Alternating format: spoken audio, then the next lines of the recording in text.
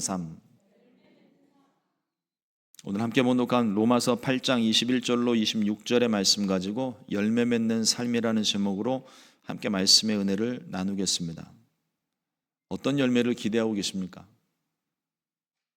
우리가 예수님 믿고 열매 맺는 삶을 살아야 된다는 것 많이 들어서 알고 있는데 과연 어떤 열매를 맺기를 원하십니까?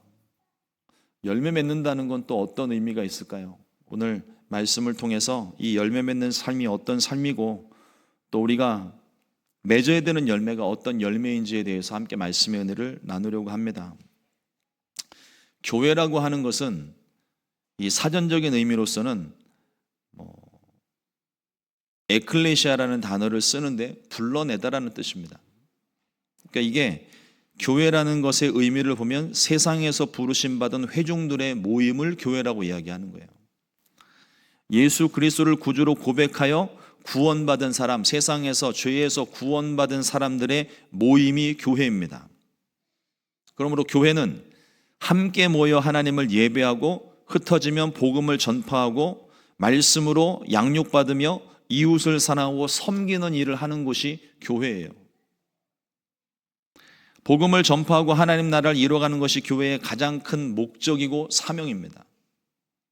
한 가지 우리가 좀 구별하고 주의해서 생각해 봐야 될 것이 코로나 이후에 많은 성도님들이 마음 성전에 대한 것을 이야기하면서 교회 출석을 거부하시는 분들이 많이 생겼어요. 여기 하나님 계시고 여기가 마음 성전인데 교회 굳이 나갈 거 있냐고 착각하시는 분들이 계십니다. 여러분, 내 마음 성전인 건 다르지 않아요. 내 마음 성전 맞습니다. 여기 성령님 계시고 우리 성령님이 우리와 함께 하실 때 여기가 마음 성전이 되는 건 맞아요. 그러나 이게 성전이지 교회가 아닙니다. 교회는 공동체예요. 나 홀로 교회가 될 수 없습니다. 두 사람 이상, 두세 사람이 내 이름으로 모인 곳에 나도 그들 중에 함께 있겠다고 약속하신 그 말씀이 이루어지려면 우리가 적어도 2명 이상 모여서 함께 모여 예배할 때 그게 교회라는 거예요. 그러니까 나 홀로 예배하는 것 얼마든지 좋습니다. 하지만 교회에 함께 모여서 예배하는 것도 결단코 우리가 소홀히 하거나 외면하면 안 돼요. 하나님은 이 교회에 열매가 풍성하기를 원하십니다. 오순절 날에 성령이 임하시면서 교회가 시작됐습니다. 성령 충만한 교회는 날마다 부흥했습니다. 곳곳마다 가는 곳마다 교회가 세워졌고 끊임없이 열매가 맺혔다고 되어져 있습니다. 그런데 우리가 주의해야 될 것은 우리가 지금 이 부흥이라는 것을 생각할 때 자꾸만 숫자적인 개념, 양적인 팽창을 자꾸 이야기하는 것 같아요. 초대교회는 숫자를 늘리기 위해 부흥한 것이 아니었습니다. 삶의 변화가 나타났기 때문에 부흥이 된 거예요. 그러니까 부흥이 목적이 아니라 내가 변화되니까 부흥이 이루어지는 겁니다. 말씀이 흥왕했고 이 흥왕이라는 말을 단어를 뜻을 보니까 널리 전파됐다는 뜻이에요. 그러니까 말씀이 전파되고 성령이 충만함으로 교회가 부흥하게 된 거예요. 간단히 요약하면 부흥은 숫자가 아니라 변화예요. 내가 하나님께로 돌아서고 내가 하나님께 헌신하는 모습의 이 삶의 변화가 이게 개인적인 부흥이고 개인의 부흥이 한 사람이 변화되고 두 사람이 변화돼서 자꾸 변화되는 것이 확산되는 것이 부흥의 모습으로 나타나는 겁니다. 부흥을 목표로 하는 게 아니에요. 교회가 열매를 한 번만 맺고 거기에 만족해서 여기가 좋사오니 이대로 좋사오니 하는 교회는 주님이 기뻐하시지 않습니다. 우리 주님은 복음으로 말미암아 한 사람이 변화되고 그 변화가 계속 확산되어져 땅끝까지 전파되어 또 다른 열매가 맺혀지기를 기대하고 계시는 거예요. 그러므로 우리가 집중해야 될 것은 나 한 사람의 변화이고 내가 변화되면 내가 변화됨 같이 옆에 사람 변화되고 그러면서 변화가 계속 전파되어져 가는 것, 변화된 모습이 계속 나타나는 것이 이것은 한 번 변하고 끝나는 것이 아니라 변화된 상태가 계속 유지가 되는 걸 얘기하는 거예요. 열매 맺는 나무가 건강한 것처럼 열매 맺는 교회가 건강한 교회고 살아있는 교회입니다. 겉모습은 번듯하게 서 있지만 열매를 맺고 있지 않다면 예수님께서 사대교회에 하신 책망을 들을 수 있습니다. 요한계시록 3장 1절 말씀에 사대교회의 사자에게 편지하라. 하나님의 7영과 7뼈를 가지신 이가 이르시되 내가 내 행위를 아노니 내가 살았다 하는 이름은 가졌으나 죽은 자로다. 교회가 있어요. 교회가 모여서 예배를 드려요. 그런데 열매가 맺혀지질 않아요. 그러면 그 교회는 겉으로 보기에는 교회가 맞지만 죽은 교회라는 거예요. 예수님께서 무화과 열매를 얻기 위해 무화과 나무를 찾으셨습니다. 그런데 잎이 무성했던 무화과의 이 겉모습과는 달리 그 무화과는 열매가 하나도 없었어요. 원래 무화과 나무는요 1년에 5번 열매를 맺습니다. 항상 열매가 맺혀 있는 나무가 무화과 나무예요. 언제든지 열매를 얻을 수 있습니다. 그런데 예수님이 찾으실 때는 열매가 없었어요. 예수님께서 나무를 저주하셨습니다. 놀랍게도 나무가 즉시로 말라 죽었어요. 이 말씀이 교회에 주시는 의미가 굉장히 큽니다. 교회는 열매를 맺어야 돼요. 자꾸 이 열매 하니까 자꾸 우리가 뭐 전도하라고 하나 보다, 전도해서 사람을 좀 늘리라고 하는 이야기인가 보다, 이렇게 오해하지 마세요. 앞서 말씀을 드렸지만 개인의 변화가 가장 중요한 겁니다. 부흥은 개인의 변화에서부터 시작되는 거예요. 열매를 맺지 못하면 살아있으나 죽은 것과 같다고 했습니다. 더 두려운 일은 열매 맺지 않은 나무를 찍어 불에 던지신다고 하신 말씀이에요. 그러므로 우리가 모일 때마다 열매 맺기에 힘써야 됩니다. 주님이 원하시는 열매가 어떤 열매이겠습니까? 예수님께서 이 땅에 오신 목적은 우리로 하여금 생명을 얻게 하기 위함입니다. 생명을 얻되 풍성하게 얻게 하시기 위함입니다. 주님이 원하시는 열매는 생명의 열매예요. 그 생명의 열매를 먼저는 우리에게서 찾으십니다. 과연 나에게 생명의 열매가 있느냐? 내게 생명의 열매가 있다면 나를 기뻐하실 것이고, 내게 생명의 열매가 없다면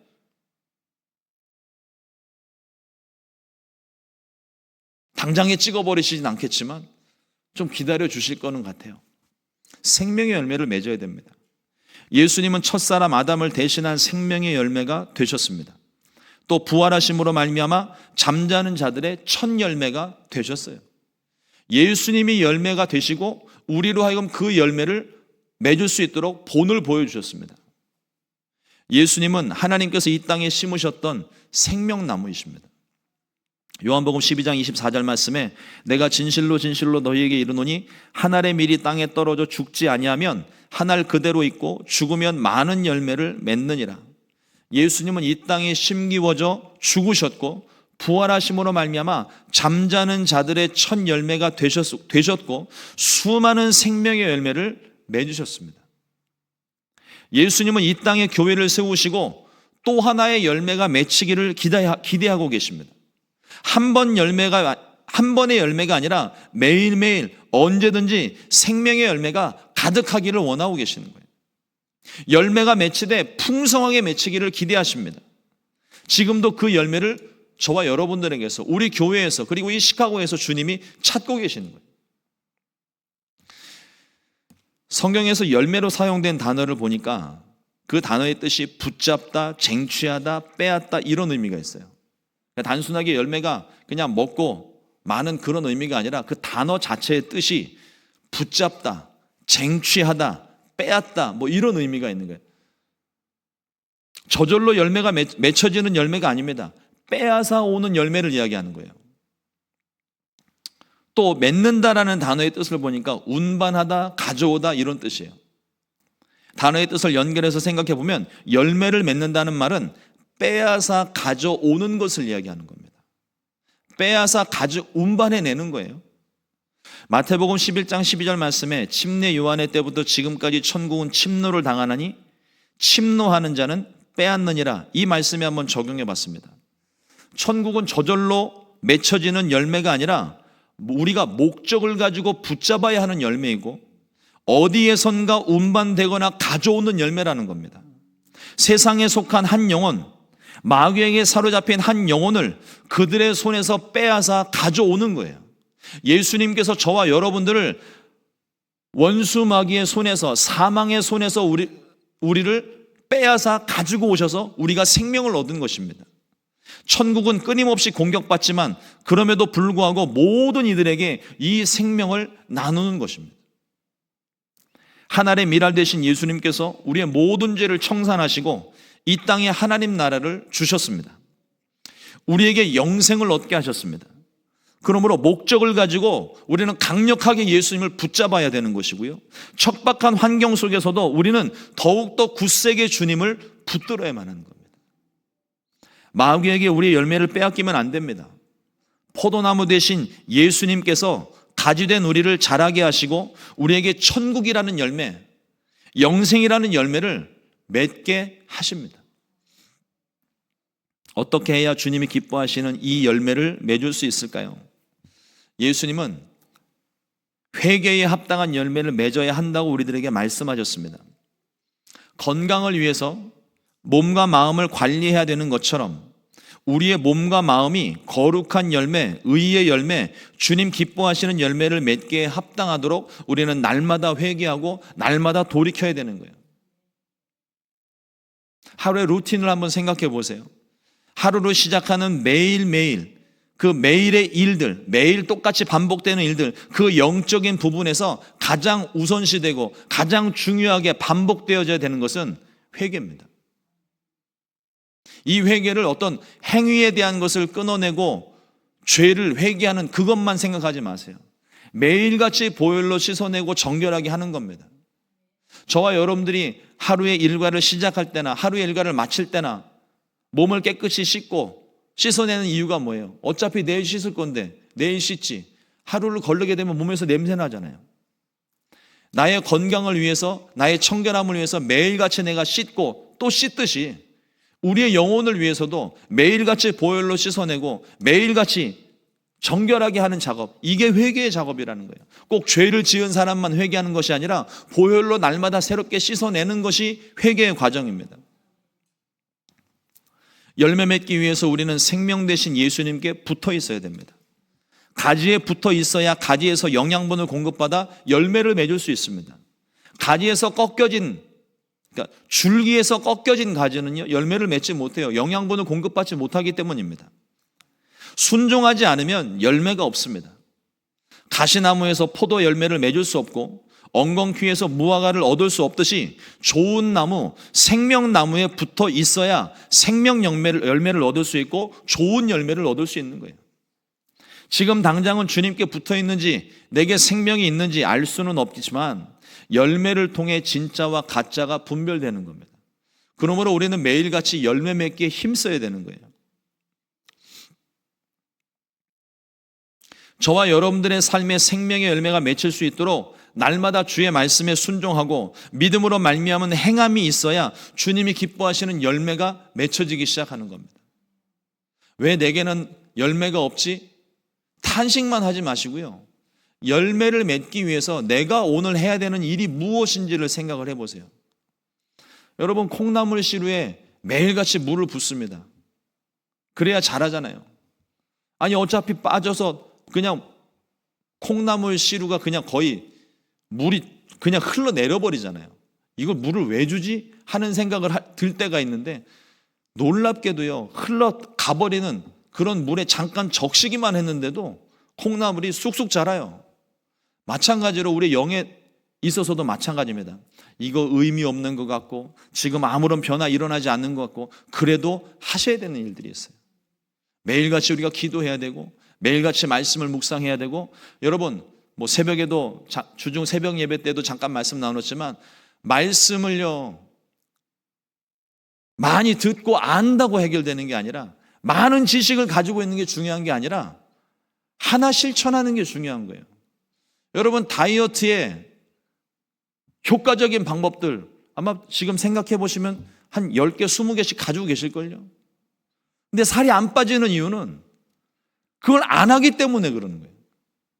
힘이 들어도 괴로워도 내가 살을 빼겠다는 목적이 있다면 내가 머릿속에 하는 10가지 방법 중에 하나만 순종해도 살이 빠진다는 거죠. 영적인 부분에서도 마찬가지입니다. 내 영이 살아나기 위해서, 내 영이 열매를 맺기 위해서 내게 주시는 하나님의 말씀들이 있습니다. 수많은 말씀들을 가지고 내가 아는 데 머무는 것이 아니라 그 말씀 중에 하나, 오늘 내게 주시는 말씀, 내 마음 가운데 꽂힌 그 말씀 하나를 순종하면 그 순종에 따른 열매가 맺혀지게 되는 거예요.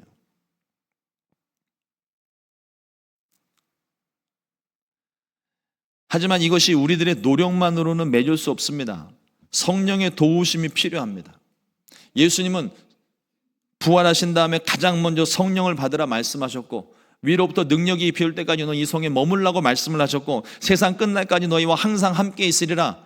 성령에 대해서 이렇게 중요한 말씀들을 하셨습니다. 성령님께서 우리로 하여금 열매 맺게 하십니다. 오직 말할 수 없는 탄식으로 우리를 위해 친히 기도하심으로 우리가 열매 맺을 수 있도록 도우십니다.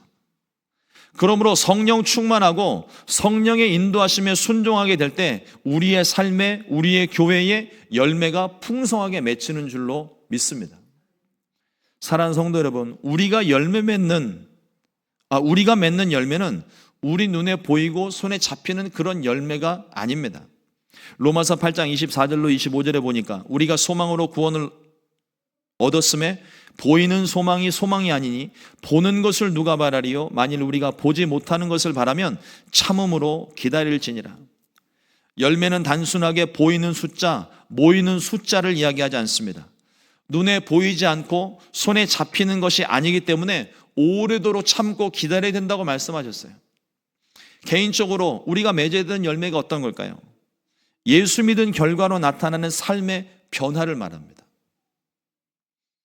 가장 기본적으로는 세상으로 향해 있던 나의 욕심을 따라 살던 그 삶의 모습의 방향이 하나님께로 향하는 거예요.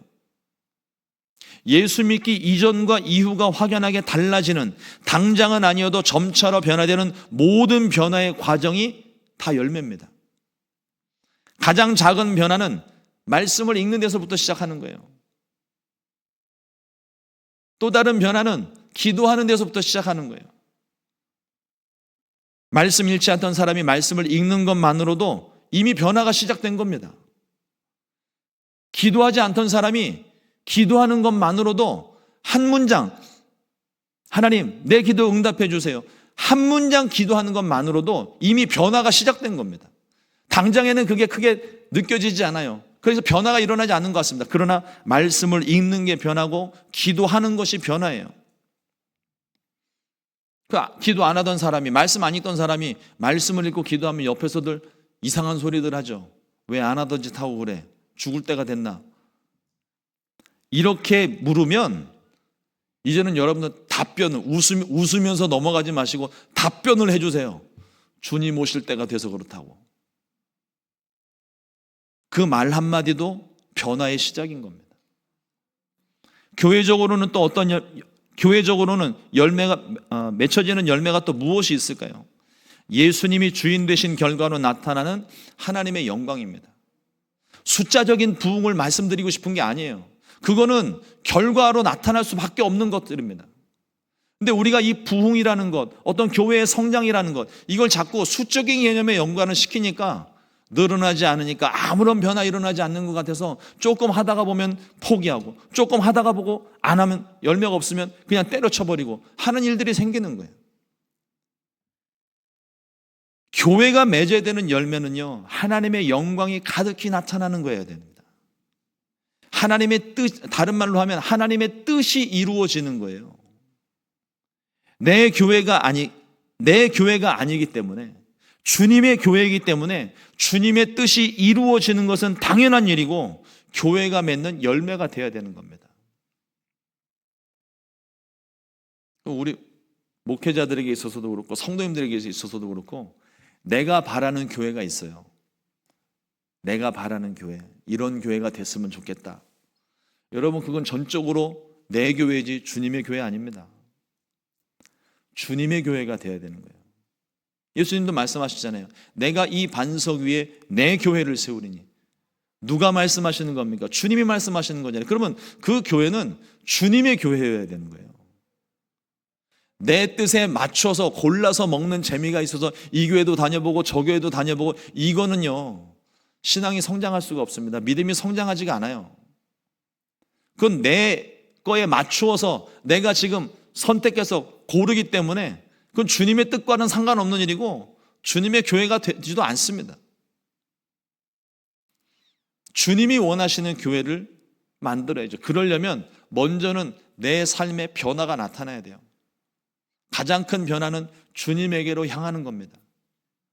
모든 관심과 생각을 내가 가지고 있던 것에서 이제는 주님께로 돌려서 주님을 바라보면 주님이 원하시는 게 뭔지가 보이잖아요. 옆에 계신 분들도 보면 저 사람이 무슨 생각을 하고 있는지 모르겠는데 가만히 그러고 살펴보고 있으면 저 사람이 지금 바라는 게 무엇인지가 보여요. 뭘 지금 원하고 뭘 바라고 있는지가 보여요. 마찬가지로 우리가 주님께 시선을 집중하고 주님을 바라보게 될 때 그때 주님이 원하시는 게 무엇인지, 우리 교회를 향하신 뜻이 무엇인지, 나를 향하신 하나님의 계획이 무엇인지가 선명하게 드러나기 시작합니다. 그 모든 것들이 담겨져 있는 게 하나님 말씀인 거예요. 이 말씀을 읽어야 하나님의 뜻을 알 수 있습니다. 여러분, 기도하는데도요 자꾸 우리가 어떤 사람이 말하는 것처럼 하나님의 음성을 듣고자 하는 간절한 소망을 갖는 건 좋은데 너무 그것만 바라지 마세요. 하나님은 귀로 들리는 음성으로도 말씀하실 수 있지만 이미 모든 것을 이 말씀 안에 다 기록해 놓으셨어요. 그러므로 하나님의 응답받고 싶으시면요 기도만 하지 마시고 기도하면서 말씀을 보세요. 말씀 속에 길이 있습니다.